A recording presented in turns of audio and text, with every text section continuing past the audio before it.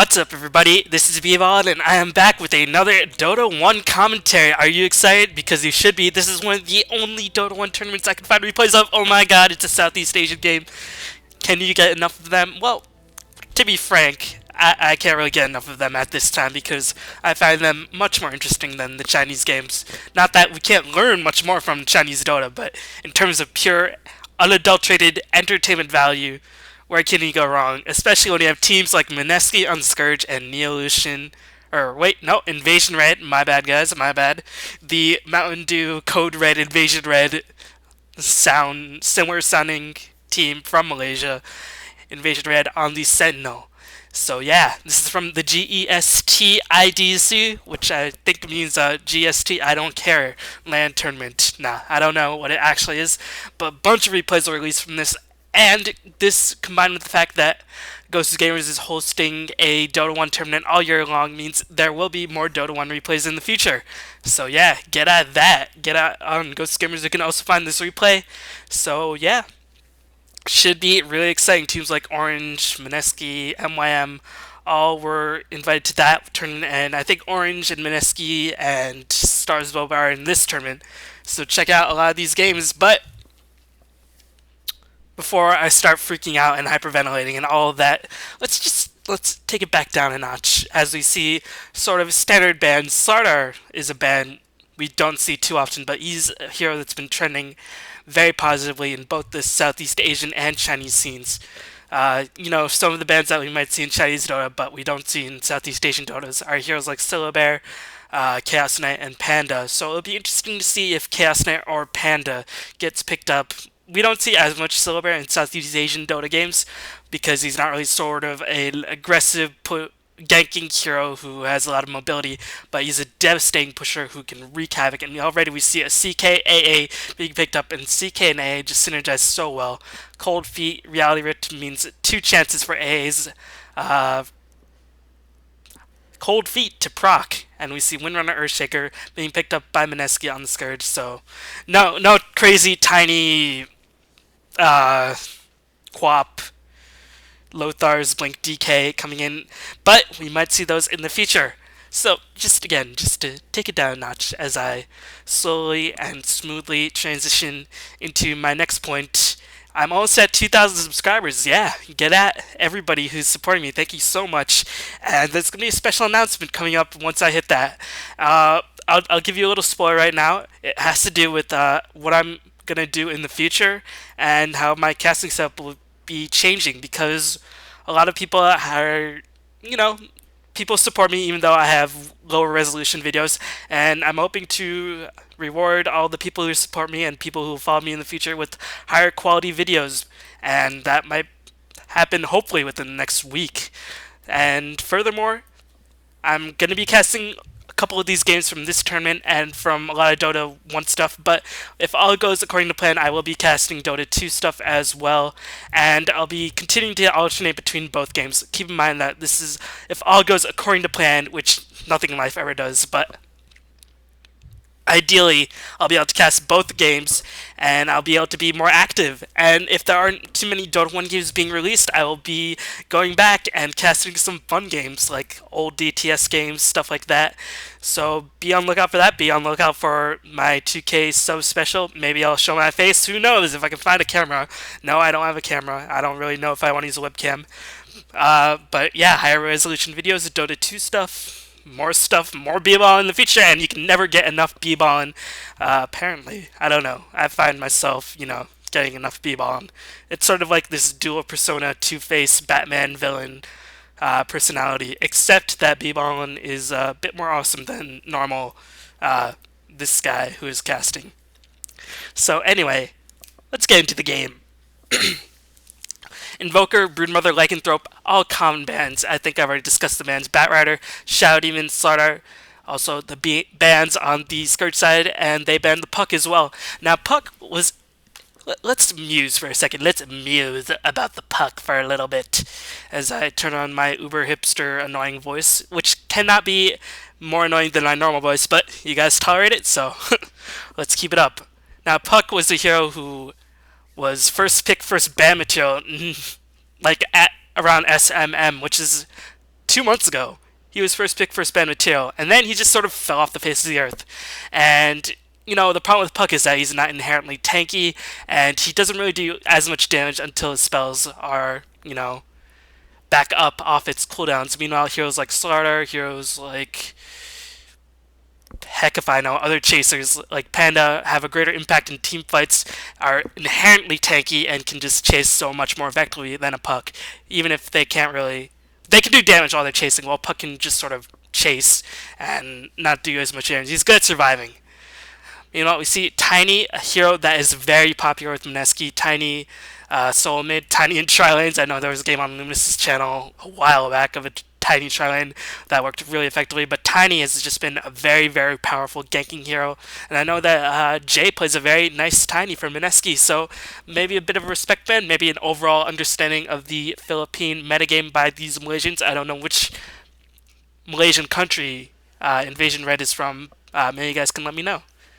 But yeah, Tiny is the ban, does a lot of burst damage, ganks really, really incredibly well, and that's what Mineski loves to do. But so far, we're not seeing any super spectacular, oh my god, balls to the wall picks by Mineski, which is a little bit disappointing. We see Windrunner, Earthshaker, Crystal Main, Beastmaster. It's going to be interesting to see how they lane it. They might put Windrunner dual lane, they might put Windrunner solo bot. Beastmaster could solo top. Beastmaster could solo mid. Very versatile picks in terms of laning. Meanwhile, we're most assuredly going to see. I don't know. It's too soon to call. It's always the case that it's too soon to call what the lanes are before you even see the fourth pick, as we see a Silver being picked up. So Invasion Red, taking a book out of the Chinese teams, decided to pick up the Silver. Now, like I said earlier, Silver is one of those heroes who has a huge impact on the game. Once he picks up Radiance, you can immediately guarantee yourself at least 2 towers if your team's not too far behind at that point. But if you can pick up a relatively fast Radiance, 20 to 23 minutes in, then you can pick up several towers, get your team a huge burst of gold, secure yourselves map advantage to take a future Roshan, because Silver is quite an effective Roshan attacker. So Silver is a hero. He doesn't fit the Filipino metagame quite as much, because he's not really a strong ganker. He's more of just a sit in there, stand one place while you farm, and then win the game once you get your big item, like a Spectre in somewhere.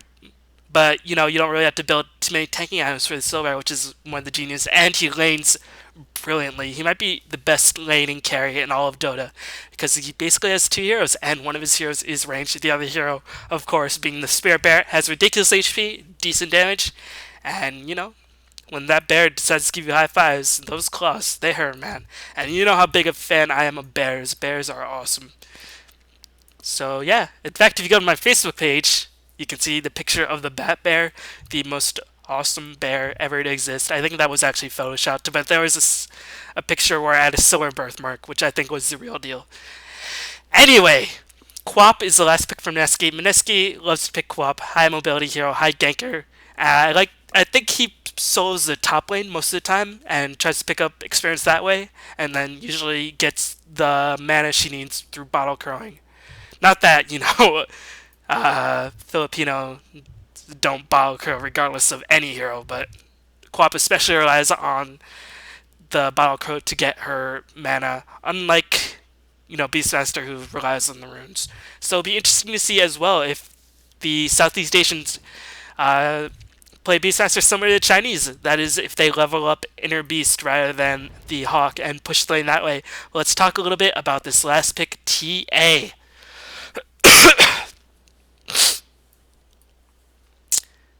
Okay. TA is one of those heroes who's very momentum based. If you can pick up a fast Blink Dagger within the first 15-18 minutes, you will be unstoppable. Her spells don't require too much mana, but you need a little bit of mana regen. She usually goes for a fast bottle. And if there's no damage over time heroes, I think the only damage over time hero is the Queen of Pain and the Boar from the Beastmaster. Windrunner doesn't fare quite well against TA. Crystal Main fares decently. Frostbite is a damage over time to nuke down those refraction charges, but there's no Venomancer, there's no Pudge, there's no AA, who is ridiculously effective against TA, to combat her. So her refraction charges should be extremely useful. She usually solos the mid lane, and she just provides, you really need to get off a good start. But the problem I'm seeing with Invasion Red on this side, as we see Quap blinking away uh, to avoid the massive gangbang that was incoming for her, being a succubus, she is into that S and M stuff, but probably not at the expense of her life this early in the game. But what's interesting about Invasion Red lineup is that it's sort of similar to the Chinese in this way, that they have 3 farmers. And, although we're seeing the Chinese games end much earlier than, say, 2 years ago in 2009 and 2010, where they had those 3 semi-carries and then they just farm all game and then take team fights. The games end much sooner, but I'm noticing sort of a shift where they have back to the old 3 farmer 2 support role, where they farm with 2 heroes and with earlier impact heroes like a Panda or a Slaughter, or a DK or a Weaver. Well, Weaver if you play a bit more aggressive. Those types of heroes who can have a much more immediate impact even if they have to sacrifice a bit of their late game. And then they try to get as much farm on that, and then they try to end the game once those heroes get the items that they need, like BKB, etc, etc. So let's talk about the lanes. Silhouette, like I said, probably one of the best laning carries ever. Can't be denied. I mean, if you just stand near the tower, deny with your bear, you can control the creep equilibrium quite well if you're on this lane, especially if there's no pulls. I mean, this ward did block off, so maybe they're expecting a tri-lane or a dual lane on that lane, but looks like the tri-lane is on top, where you have a CK, AA, Vengeful Spirit, a very aggressive tri-lane, but I always have mixed emotions about a tri-laning at all, because you really want level 6, because I think AA Ice Blast is one of the most broken skills in all of Dota. As you see, Lanaya doing huge amounts of damage to the Beastmaster, one more hit, but unfortunately is forced to turn away. Refraction charge is already used up, and took more damage than the Beastmaster, to be quite honest, but did her job, saying, Beastmaster, I ain't afraid of nothing. I ain't afraid of your axes, I ain't afraid of your bear, or your boar, or whatever animals you might summon to own me. Meanwhile, the Earthshaker is just having a miserable time, getting completely harassed back by the Silver. You can see Silver already close to level 3, meanwhile, the other heroes, Crystalmane and Windrunner, a little bit over level 2. But looks like the Beastmaster is going to get ganked by the Vengeful Spirit in mid, and the Crow, unfortunately, was delivering him an item just in time, but with the Vengeful Spirit fall, no, Vengeful Spirit is so close to dying. One more hit by the Creeps, and the Creeps own the Vengeful Spirit. Revenge, says the Beastmaster, as he gets ganked. But this will give TA much more map advantage in terms of controlling the runes, picking up a bottle, and also give her a lane advantage. You really want to get a decent level of the range on TA so you can harass a bit more effectively, because without Psyblades, her range is abysmal 140. And of course you want to level Perfection. TA is one of those heroes who really needs a ridiculous amount of levels. But she is a chasing hero at heart. Her traps chase very effectively, and she fits in this metagame quite well. As we see Beastmaster, in fact, leveling up that inner beast, so no boars. I'm always a bit confused when this happens, as we see Crystalmane harassing the Silver. Can they get another stun? Looks like the Shackle Shot doesn't manage to hit anything.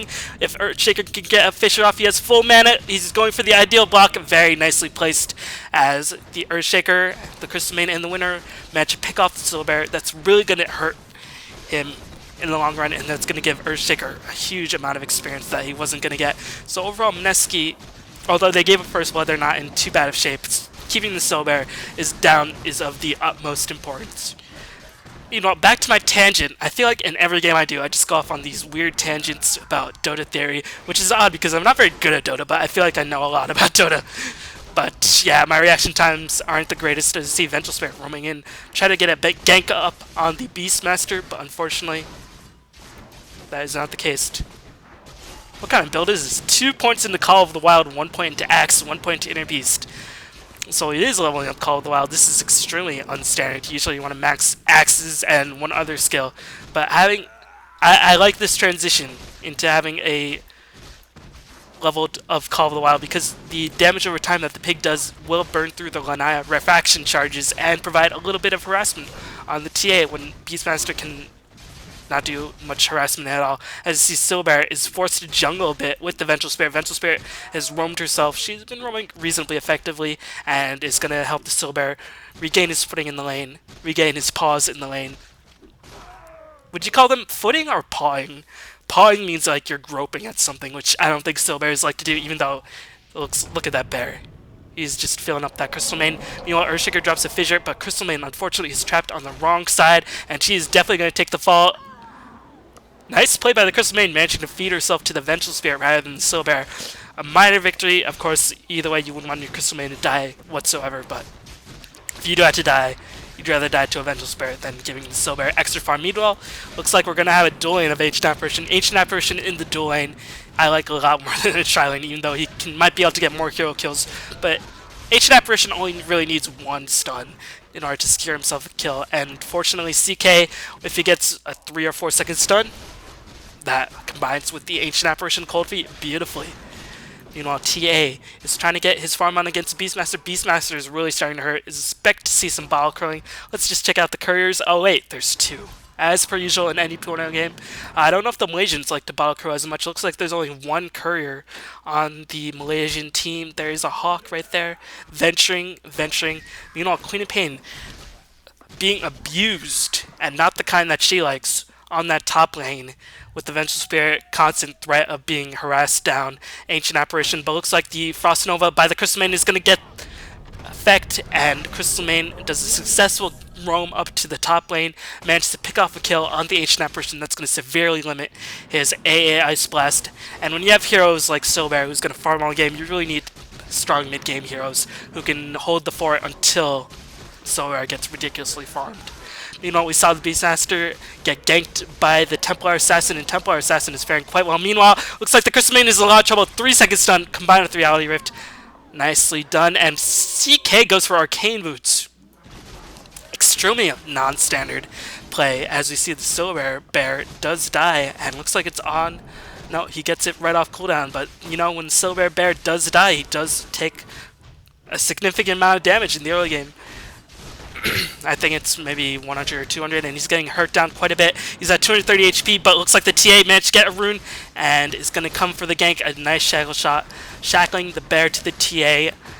That TA is never going to be forever alone. He has that bear with him, so they're quite a cute couple, I must say. Meanwhile, it looks like the Earthshaker takes the fall with another gank by the Ancient Apparition, and the CK and Vengeful Spirit managed to take off a little bit of experience going for heavy wards, but what was I going to say? Right, I really like high-level Ancient Apparitions because when you have usually a global carry, like maybe, or if you're trying to prevent push strats, which Ancient Apparition excels at, being that his Ice Blast does DOT and prevents healing and does a ridiculous amount of damage, and it's global and it's broken, but that's pretty much all the hero is good for, with a sort of unreliable stun. Looks like the Sentinel heroes are going to smoke up, try to get a gank up on this Quap. This Quap is faring abysmally, not even level 5, is forced to Bottle Crow, and now she might be in a lot of trouble. Keep in mind, this is the new version, get a stun off, and they're going to get the Shackle Shot, and get the ownage on the Quap. So, despite a reasonable start from Mineski, they've took a downfall. The only bright side is that Silbear is not farming well, but he's deciding to go into the jungle, and looks like the boar is just keeping constant eyes up on this Silbear 15-2 with a couple of neutral creep kills, but that's the problem when you have 3 farmers on the other team. If TA and CK can get a decent amount of farm, then they can hold the fort until Silbear finally gets his farm and becomes a force to be reckoned with in the later game. So it's really going to come down to how well the Beastmaster, how well the Earthshaker, how well the ganking parties of the Scourge team gank. But unfortunately, the tower, being a total cockblock, is going to break up that gank. He's saying, break it up, guys. As the Fissure is dropped, manages to stun the Vengeful Spirit. The ward goes down, but Vengeful Spirit gets a timely level up, and the Fissure unfortunately does buck in. And Quap is taking so much damage, is one more hit away. Looks like the boar combined with the illusions. No, the nicely placed trap by the TA, and the boar is getting owned by that trap. Couldn't do enough damage because it is quite low leveled, and looks like the Earthshaker is in quite a bit of trouble as well, as the trap goes off, and the nice entangle for the Silbear is going to pick up the kill. So Mineski's ganks are going all wrong. And I think this is in the Philippines, this tournament, so I'm sure the home crowd is jeering in protest against the Malaysian team, Invasion Red, but so far they're handling themselves quite well. TA is farming 37-12, you know, not the greatest farm, but they're really shutting down the Quap, they're shutting down the Beastmaster, they're shutting down the Earthshaker. Meanwhile, they're only really sacrificing the Solar, who can get inherently tanky, picks up a Hedress of Rejuvenation, really interesting. Let's see if he goes for a fast pipe, but it might be for a Mecha, which is not good, because he has so much HP. Nice bear block, sort of the opposite of cock block by the Silver, and the swap goes down to stun the Windrunner. One more hit, but looks like Windrunner will be able to escape just fine. One more hit by the Silver. Oh no! Meanwhile, Venture Spirit takes a fall, and looks like Silver is in a lot of trouble. And Earthshaker manages to come in, gets a nice Fisher block, and Silver takes the fall as well. So 2-0 as Mineski winning or trying to regain their footing the only way they know how, which is to be extremely aggressive, gank like crazy, and hopefully own the face and just demoralize their opponents. But TA with a haste rune cannot be underestimated, especially with Winner being so low HP, but she is going to back off. Maybe a little bit of a mistake. They have no DOTs to cancel out the refraction, and she did have a haste rune. Looks like she's going to go for the Quap, but Quap should be okay because the haste rune just ran out. So a little bit of misplay, I must say. TA is one of those heroes who can dive in 1v4, pick off a kill if you have a haste rune, just get out. A lot of heroes are like that with haste runes, but TA is one of the best because she doesn't take damage with refraction, especially against DOTs, and Queen of Pain was a mid lane. Queen of Pain is probably one of the only ways to reliably shut down the refraction with her Shadow Strike ability. Meanwhile, CK, 2-0, 46-15, farming ridiculously well. Let's talk about these arcane boots for a second. Now, this is definitely not standard. Usually, if you're playing CK, you want to get either phase boots to chase better, treads to beef up your illusions and attack faster, or you can switch them with mana for intreads to get an extra Chaos Bolt off. But Arcane Boots, CK, the worst thing about CK is that he suffers hugely from mana issues, but I'm not too sure if Arcane Boots are the best way to solve it. It's going to give him a lot of mana. Maybe they just want the Arcane Boots for the team, as they want to go for a very, very aggressive mid-game and try to secure their Silver some sort of semblance of footing in this game. As Queen of Pain is going to get ganked. Can the Earthshaker drop a fissure? He was on his team. It juked. Self-jukes, those are always the worst type of jukes. As this game, 7-5, 12 minutes in. One tower being picked off for Mineski, so they have a bit of a tower gold advantage.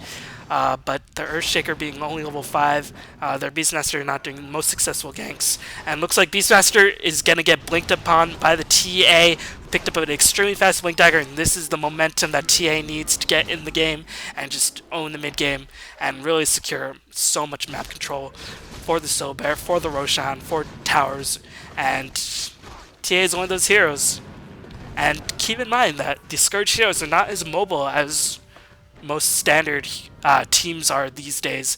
I mean, the only really mobile hero is probably Queen of Pain. If you drop a trap on the Windrunner and she pops a Windrunner, keep in mind that she will be slowed. It only increases her movement speed by 50%. So if they have the move speed initially to 150 and then you increase that by 50%, that's only 75 additional move speed. Get out of my math! Oh! I should become a math teacher. Anyway, that would only be a movement speed of 225. So in terms of mobility, the Scourge is lacking. As looks like the Ancient Apparition managed to pick up some wards. Venture Spirit with running around smoke, but their farmers are farming. CK with those with that Arcane Boots and that Ogre Axe, probably gonna go for a Sage. That's probably not the worst idea for CK because it gives them HP. It doesn't take up an aura effect and all of that jazz. Meanwhile, it looks like the Earthshaker managed to pick off again, and they want Scylla Bears, but this bear just... he's like that annoying guy at the party. You just don't know how to deal with him. And you're just really too polite to say, alright, bear, can you just leave us alone?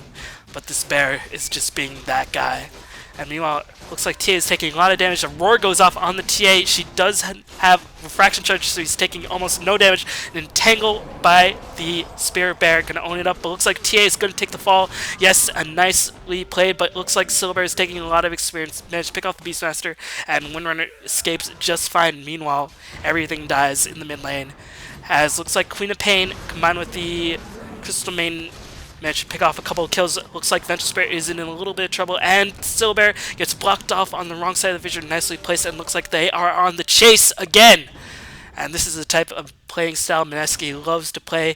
They love to just create havoc and chaos and just use their gankers to its fullest. They don't worry about the late game, because if they win the mid game, ideally they'd be able to get the item advantage they need and just take it from there.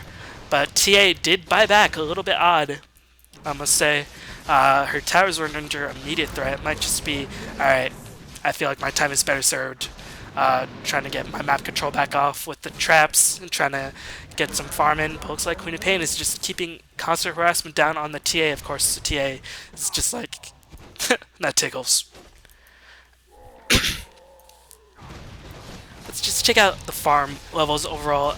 I mean, it's always so... This is the thing, like Lunas and I have discussed this, it's always so difficult to find times to check farms and item comparisons in the Philippine games, because you never know when everything is going to die. But it looks like a semblance of calm has erupted over the battlefield, just taking over really fast. 46 by CK, 60 by TA, 22 by Silver, but he has managed to pick off a couple of kills and some neutrals. So he does have 2k gold, probably going to rush that relic really fast and try to get himself back in the game. Meanwhile, 47 on the Queen of Pain, 80 by the Windrunner, going to go for that 4-staff after finishing that mechanism. But keep in mind that AA Ice Blast does reduce the effects of that mechanism because it can't heal. That's fair. Looks like Queen of Pain is going to bug out just fine. A couple traps, saying hi. What's up, dude? I'm trapped too. We should be bros. And looks like TA manages to blink off for the Crystal Main. Crystal Main should be falling. The trap goes on. AA Ice Blast. And the Vengeful Spirit's done. Gauges a snipe off the kill. Looks like Queen of Pain goes invisible. And there's not really too much she can do. She's just like, need body warmth or something. Because that Ice Blast, man, it's cold. But they should notice that the Queen of Pain is there, tower damage and the block, and looks like Vengeful Spirit is isolating himself quite poorly, and now she definitely realizes something is up as she goes back to teammates, but Silver takes his time, gonna drop that war cry or whatever it's called, try to pick off this mid tower. Meanwhile, Brave Souls are TPing in as Scourge managed to pick off that top tower on the top lane. And that's where top towers usually are. They are on the top lane. And meanwhile, it looks like the TA managed to pick off one hero, and Purple died as well. And meanwhile, Vengeful Spirit takes the fall as well, and this Windrunner is just being very effective right now. Beastmaster not so much, as he was one of the heroes to die, but they took a Vengeful Spirit and a Ancient Apparition, so killing 2 supports for the Beastmaster, not the greatest trade, but keep in mind that Scourge did take the top tower, and they're going to take this mid tower as well, and Silver not really too close at all to his relic. So Mineski, although they are down by kills, they're getting a lot of map control, which cannot be underestimated because Silver is going to get ridiculously good Roshan, and looks like Chaos Knight is in a lot of trouble. Went to initiate on the Windrunner, but nice swap by the Vengeful Spirit, but it looks like TA blinks back in, just constant positional swapping back and forth with the TA and the blink and the blink and the blink and the swap and the blink and everything gonna go down, but looks like the Vengeful Spirit gets shackle shot and the Urn is not gonna pick off the Windrunner is just skirting out of there, but looks like Earthshaker is going to be the next one to fall.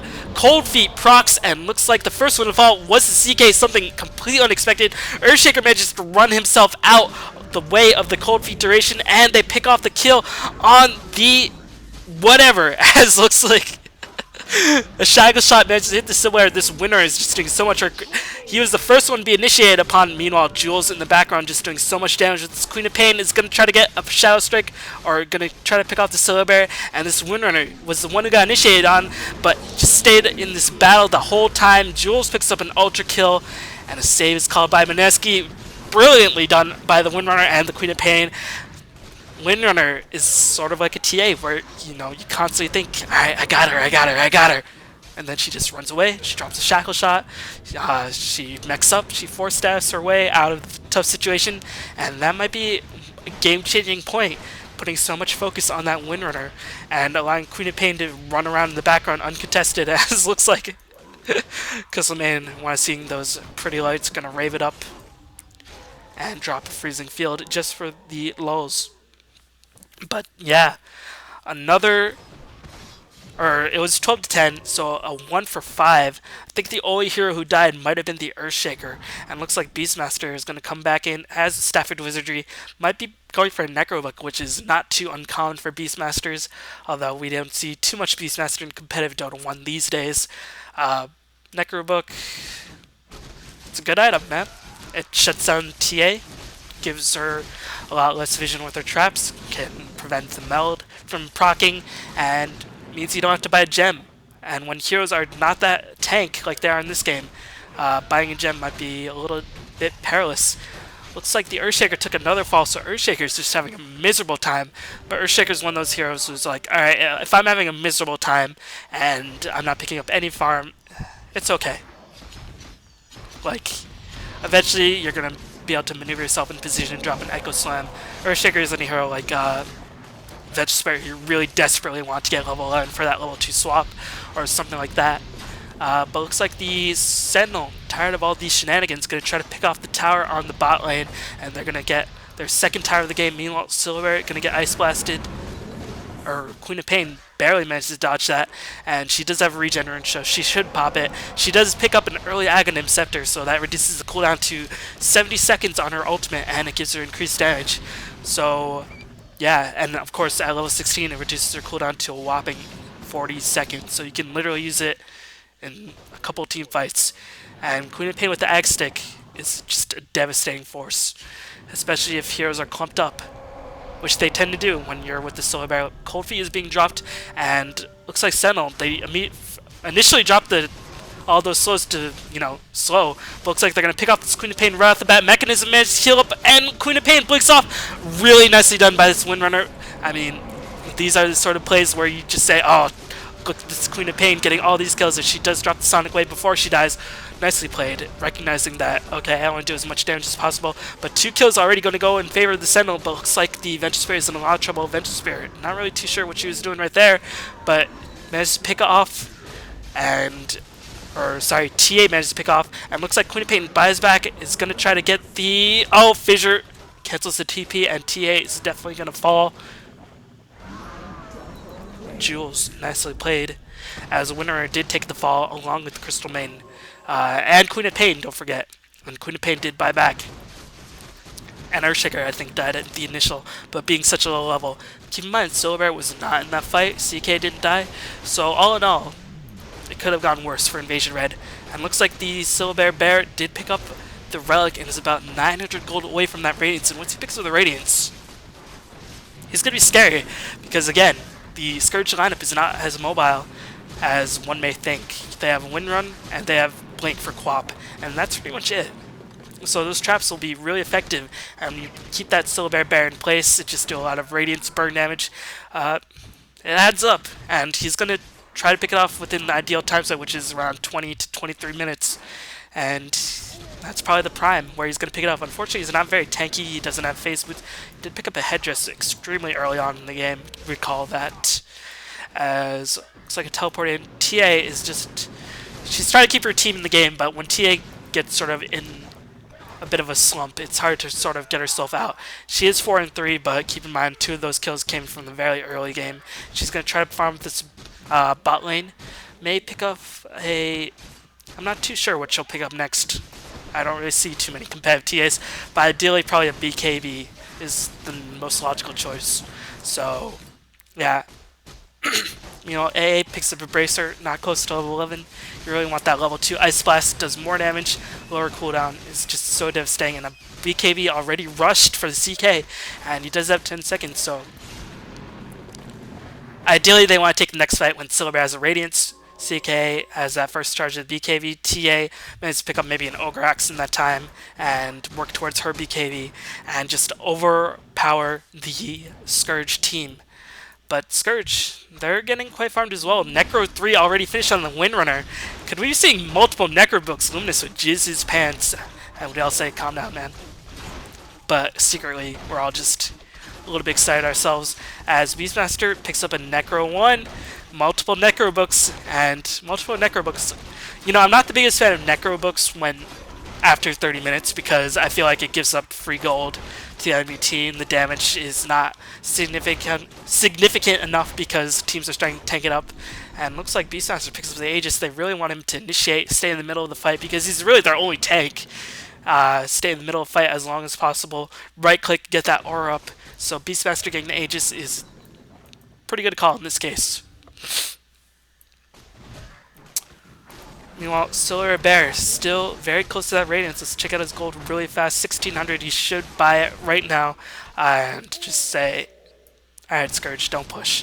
But looks like Windrunner picks up double damage. So multiple Necro books before 30 minutes, or Necro books in general before 30 minutes, I find very effective. And if you can get a Necro 3 before maybe 33 or 35 minutes, then it'll be really effective. But otherwise, it loses its effectiveness. But multiple Necro books, it provides the presence of another hero in team fight. And for a mid-game lineup like the Scourge team, that's really all they can ask for. And they're going to pick up this tower with relative ease. And Ice Blast is going to go in the map. Looks like CK blinks in, gets reality ripped, but unfortunately is blocked off from the rest of his team with that fissure, and he's not going to drop his BKB. Meanwhile, Windrunner takes so much damage, it's going to be the first one to fall, and that's a huge loss because that Windrunner was just doing so much juking. And Queen Pain might be the next one to fall. She blinks out, and Vengeful Spirit was trying to position herself in for a stun, and a trap combined with a magic missile. It looks like Earthshaker somehow managed to pick up a Blink Dagger really unexpectedly with all that tower and Roshan gold.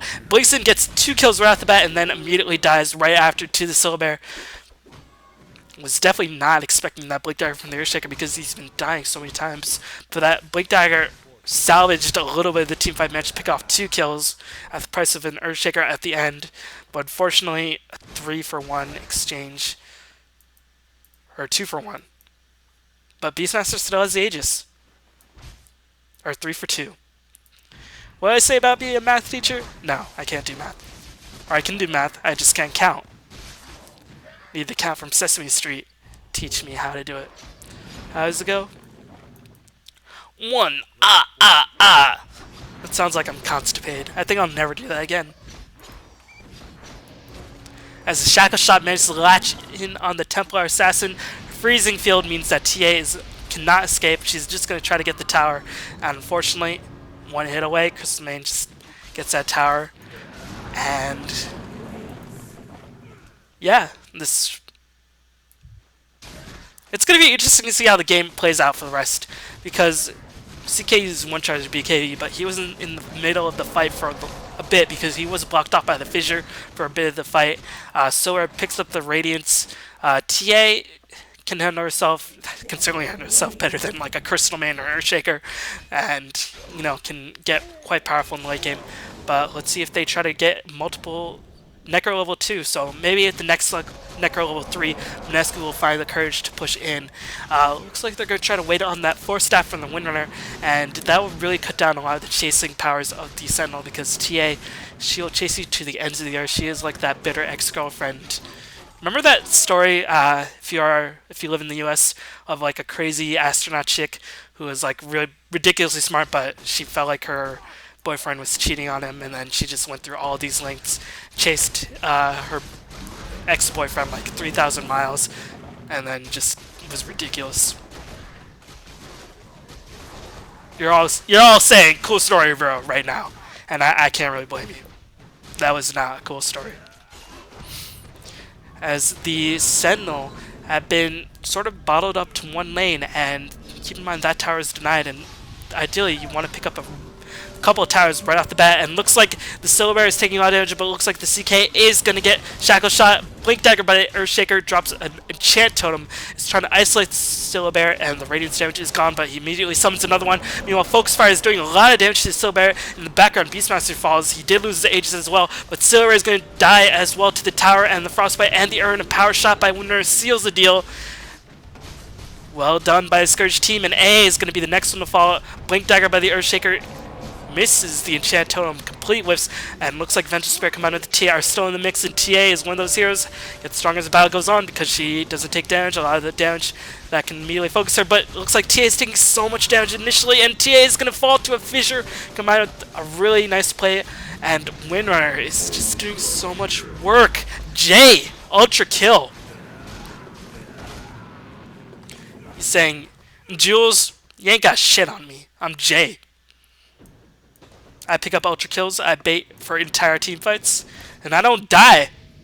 That's like the second fight where I've seen Jay run around for the entire duration of the team fight with literally less than 250 HP, bait out so many things, extend the team fight, basically cock tease the Sentinel into thinking, alright, we got you this time, Windrunner, we got you. But, you know, Windrunner, she's playing hard to get. Ancient Apparition is going to finally pick up that level 11, and Silver Bear is realizing, okay, maybe I need to start tanking up. Because they haven't picked up any towers with that Radiance on the Silver Bear. Very nicely done by Mineski, not letting towers fall. They did deny that bottom tower. And let's see how Crystalman's farming. Trying to go for that Force Staff to escape the chasing potential of the TA. TA gonna go for that Ogre Axe, but she might be overextending. TA is one of those heroes you want to stay in with low HP, but a Blink Dagger, blink out immediately. Nicely done by the TA, but I think looks like the Scourge are not going to chase too deeply, as they know that Sentinel can be very quick to reinforce, but this tower is again low HP, and Necro 3 going to be popped, so this tower will fall. Let's see if TA can pick off a deny. Nicely done by the TA. But again, one more tier 2 tower, and that's it. Then they have no more tier 2 towers. Thank you, Captain Obvious. Meanwhile, CK, despite being quite farmed in the beginning of the game, I think he had Arcane Boots, Ogre Axe, like 12 minutes in the game, has not really progressed too much beyond that, and again, TA with nice reaction times managed to blink away from the Earthshaker. Earthshaker is forced to drop away a defensive Visor. Ice Blast is being in a cast. Going to hit the Earthshaker and the Windrunner. But Traps just being so annoying, and Radiance is going to pick off, disable the Earthshaker Blink Dagger, and is going to definitely get this kill. As looks like Silver managed to pick up the kill, and looks like the Sentinel try to get a push on. Really close game. I mean, 3 farmers on the Sentinel, but in terms of overall decision making, this is like the first time. Mineski might be making better decisions. They're picking up good items. In this case, they're, you know, fighting very intelligently. I mean, they're constantly kiting the TA around, just flying her like a kite. And they're picking off a lot of towers, and Silver has just not really been too effective. And this might be the problem with Silver in such a chase-heavy metagame. He's a decent chaser, but he's not the greatest. It looks like Windrunner might be caught. Jay is going to try to Force Staff for himself up from the cliff, but they didn't manage to get the kill. Queen of Pain blinks in. Earthshaker drops a huge ultimate and dies. But he did manage to save the life of his Queen of Pain. Meanwhile, it looks like Jay picks up another kill. Beastmaster is going to get cold feeted, and the Silver Bear is going to be taking a fall, and I think I'd back up if I was Invasion Red, as they do decide to retreat, and the bear does die, and again, Vengeful Spirit and Chaos Knight is this time the one to fall. I think maybe if Invasion Red put a little bit more farm on their Chaos Knight rather than their Templar Assassin, I think Invasion Red might be in a little bit better position, but right now they have to defend from the push that is knocking at the door. 2 level 3 Necro books finished for the Scourge, and they're going to pop them and try to get this wave down. Keep in mind, Ag Scepter is a 40-second cooldown at this point in the game. Ice Blast is going to try to slow down the push, but barely grazes the heroes. Only manages to hit the Beastmaster, and Beastmaster is probably the tankiest hero on the Scourge team. So yeah, they do have overall turtling power. They have the Silver Bear, they have Ancient Apparition, Ice Blast, they have chasing power. But in terms of team fights, they're not the greatest. They only really isolate people. Meanwhile, mass AoE heroes like Earthshaker with the Blink Dagger and Queen of Pain with all of her nukes. Windrunner getting really nice shackle shots. Crystalman cannot be underestimated in team fights because there's no pipe on the other team. I mean, if you want to waste a stun on her, like a CK 4-second Chaos Bolt, then you feel free. As looks like the Scourge recognizes that Invasion Red is going to smoke up, try to get themselves back some map control, and again, I think they really want to pick off a Roshan, give it to Silver, and looks like that might be what they're thinking of, but looks like Jay's in a lot of trouble. He's going to take so much damage. Managed to pop the Windrunner and Force Staff out. Meanwhile, beautiful backup by the Scourge team. Beastmaster Roar combined with the Shackle Shot of Fissure. Chain started down, but looks like Invasion still wants to take this fight. I would advise against this, but the Chaos Knight ultimate has been popped, and Earthshaker drops a nice ultimate, Aghanim Scepter, Queen of Pain, and finally BKB is dropped to the CK, but that was when he was below 200 HP. H-Snapper, she takes the fall as well. Really nice team fight by Mineski, and I don't know if that was a really nice team fight, more than it was just a bad decision by Invasion Red, but Mineski did a nice job in terms of capitalizing on that team fight, capitalizing on the mistakes of Invasion Red, and they're going to pick off a Roshan, give the Aegis to the Windrunner, who has just been constantly baiting. Do I really need to say it? It's become sort of a common catchphrase for me, but she is the master baiter for this game, and she's drawing so many attacks, and she just four-steps herself away. Roar, Fissure, Blink Dagger, Ownage. Meanwhile, maybe there was a little bit of lag, but I think this was a lead turret, but maybe they hosted on like RGC or something. Not too sure the situation of the overall tournament. Meanwhile, the Reality Rift sucks in the Crystal main, and Ice Blast is going to hit everything. But Windrunner, having the Aegis, should be the first one to line up, and has the Ultimate Orb and the Force Staff. Looks like a Shadow Shot manages to hook on the CK, taking so much damage from Neko Book because swap out by the Venture Spear at the last second. Looks like Venture Spear is going to be the first one to fall. Roar combined with Quap auto attacks, and Quap is taking so much damage. It's going to blink out at the last second. These stuns by Mineski is just being game-changing. Templar Assassin is the next one to take the fall. Crystal main raving it up high on that E. The ecstasy of victory, as Mineski is going to try to get in for that final barracks and end the game, or for the first barracks, and cement themselves as a commanding lead. A Shackle Shot manages to latch on the Spirit Bear, and looks like Silver is taking so much damage. Manage Fish Pipe, but Earthshaker blinks in, and Focus Fire is just doing a huge amount of damage. Really nicely done. And looks like the Necro Book managed to pick off again another hero. Chaos Knight is gonna feed. No, yep, feeds to Windrunner. GG is being called by Silver Bear, so yeah. But nobody's leaving yet, so maybe the Silver was just being a little bit emo. As Winner dies for a bit and is just going to try to get cold feeded, and buys Ghost Scepter, takes additional damage from that magic missile, but she don't care. She's been baiting all game as Queen of Pain comes in for the rescue, as looks like the Mineski team are going to pick off the Vengeful Spirit once again, and then try to transition to the bot racks. Silver is still dead for another 20 seconds. Haha being called by the Silver. Not really too sure what the deal is with the Silver. Maybe he feels like his team failed him, or maybe he's just a little frustrated overall. I'd be a little bit frustrated as well. Or maybe just legitimately found that funny. That could be too. As looks like GG is called by a TA, and this is the game. GG being called by the Mineski teams as well.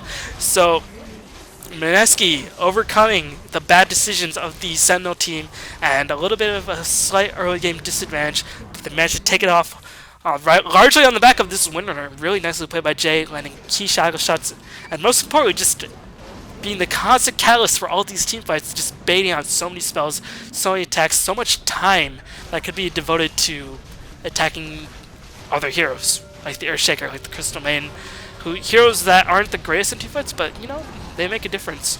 And Jay finally dies, ending the Beyond Godlike streak. But Jay, she's done her job. He's done his job. 14-3-9. Really nicely played. Looks like Beastmaster takes the next one to fall. And this is just all for formalities, as looks like Queen of Pain is going to die as well. Solar picks up a double kill. As good game was called, but this game's still going to go on. I'm going to treat this as a GG because Mineski is just in a huge advantage, although ideally if Sentinel can turtle out for 40 more minutes and if Mineski just keeps dying, it can be possible. We've seen Mineski have lapses in judgment in terms of items, but overall they're making pretty good items this game. They picked up a Necro 3 at around 23 minutes on that Windrunner, and they picked up an additional Necro 2 at around like 32 minutes for that Beastmaster, and Necro 3 is finally finished. Picked up a Ghost Scepter as well, and when you have two Necro 3s 35 minutes in, then it's something to be feared, to be quite honest. So I can't imagine Mineski letting this game slip out of their grasp. But if they are too aggressive with a solo Beastmaster gank, and CK doesn't die. Instead gets swapped away as CK blinks back in, drops a BKB, ultimate being dropped by the Crystal Main, manages to pick off the Vengeful Spirit. This Crystal Main has been channeling all game and just raving it up.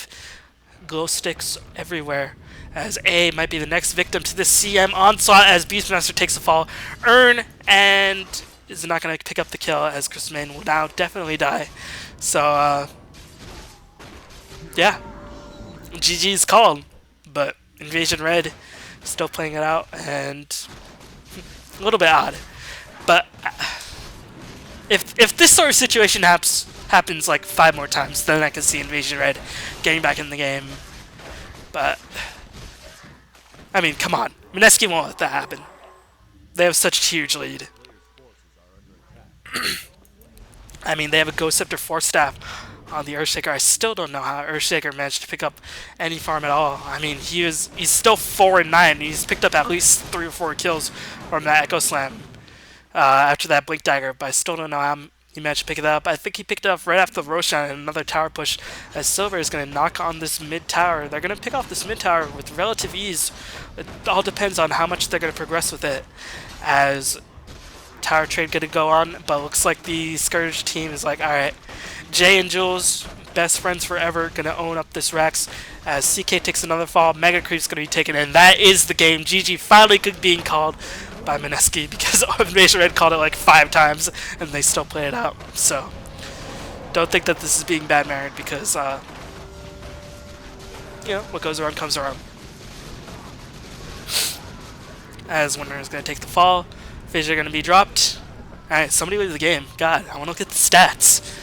As Jay is just trolling everything, going to juke the crap out of everybody. Still alive. I thought he was dead, that's why I scrolled away. But Jay is like immortal. He does not die ever. Roar, Frostbite. Jay just doesn't die. This is how all the team fights been gonna go wrong and going right for Mineski and going wrong for Invasion Red. It's just on the back of Jay. So again, really impressive game by Jay. I think the last Mineski game I casted, he played a sensational Tiny, and now he's playing a ridiculous Windrunner. And this is most definitely the GG, so I'm going to pause it right now, and just going to go over my closing thoughts in this game. I think the overall strategy by the Sentinel team was right. They picked up, you know, I think they had the overall, they kept it close. It was 17-17 in the mid game, and Silver picked up his Radiance. But their decision making in teamfights is just sorely lacking. If you look at the Sentinel lineup, they are not a teamfight heavy team. They are a ganking team. They chase really well, and they can push okay. They don't have too much AoE, but their teamfight really relies on the back of AA and then CK surviving as long as possible. And until Silver picked up a Radiance, he was a non-factor. And even then, they just focused him. He died in a heartbeat. He could never get enough map control to pick off a Roshan and get the Aegis. And Mineski exploited that, especially on the back of that Blink Dagger for Earthshaker. Still don't know how he picked it up, but he managed to do it. Beastmaster tanking a lot of the damage. And I think the biggest flaw, like I've said for the past 800 times, was that Invasion Red, they attacked Jay a lot. In at least 3 or 4 team fights, at least 3. They got Jay down to 250 to 300 HP, or they got a gank off. I remember they ganked him once at Roshan, and then there was another fight earlier in the game in mid lane where Jules picked up that ultra kill. They focused a lot of their attention on Jay. Jay just juked out of the way, popped Mecha, used 4-step when he got it, wind ran at the right time, and in terms of overall nukes, the Sentinel didn't have any. They have AA, Cold Feet, and Magic Missile. Meanwhile, the bulk of their damage comes from physical attacks, so Wind Run was just ridiculously effective in this game, and Jay survived a lot of those battles, and they still devoted a lot of their time attacking him, and that allowed Jules to pick up an ultra kill in the early game, finish off a very quick Ags, and then in the mid game, near a mid tower, Jay picked up an ultra kill, and then near the Roshan, they initiated on Jay, they got 4-staffed and then fissured, so overall, I think it might have been a little bit outpicked by the Sentinel, but their overall game plan was solid. They just devoted too much attention on one hero, and they couldn't kill it. And those shackle shots, that mechanism, the 4-step, and the focus fire damage, which he pulled off 3 or 4 times, and it did significant damage. And all of these factors, just poor teamfight decision making by Invasion Red, and I think that's what ultimately cost the game. When you get a Relic Radiance on a solo bear, 25 minutes in, TA picks up Blink Dagger, 18 to 20 minutes in, CK picks up or BKB Arcane Boots 20 minutes in, you should feel good. But in terms of overall decision making, Invasion Red did not choose their team fights wisely, and Mineski exploited that. So, and they also made good items. I mean, Necrobook before 30 minutes, if it's maxed, is pretty good. It doesn't just become feed, and it does significant damage, especially when you consider the overall untankiness. Well, I mean, I guess the Sentinel is reasonably tanky, but in terms of overall AoE, the Scourge beat them in by a mile shot after Sonic Waves and Echo Slams. Those Necrobooks do significant amount of damage, and just overall correct decision making by Mineski, incorrect decision making by Invasion Red, and that's what wins you and loses you games. So hopefully Mineski will be able to, carry that sort of decision making into future games where Luminous and I can say, oh, what the heck are these items? Why did they make this decision? And hopefully this is probably the stepping stone to just overall stronger play. So nicely played, and very nice game overall. Extremely exciting. You didn't know who was going to win, especially when Silver picked up that Radiance. So a very exciting game. I hope you all enjoyed that. So keep in mind, if all goes according to plan, I will bring you a lot more games. And when I say a lot, I mean a lot. Maybe if I manage to get everything up in place, I should bring you a game a day for a good 2 or 3 weeks in a row. So be on the lookout for that. Be on the lookout for higher resolution commentaries. Be on the lookout for me doing more live stuff, if all goes according to plan. And just keep supporting me. Thank you all so much for all of your support. And I will be back bringing you more games in the future from this GST. Also, send me Dota 1 replays you want me to cast. I'm thinking of casting mostly fun games, like when DTS did its whole themed teams or their RPG lineup. I really like fun Dota, and teams not taking it as seriously. So I might be casting some of those if there aren't many GST games. So thank you all for watching, and have a fantastic day, everybody.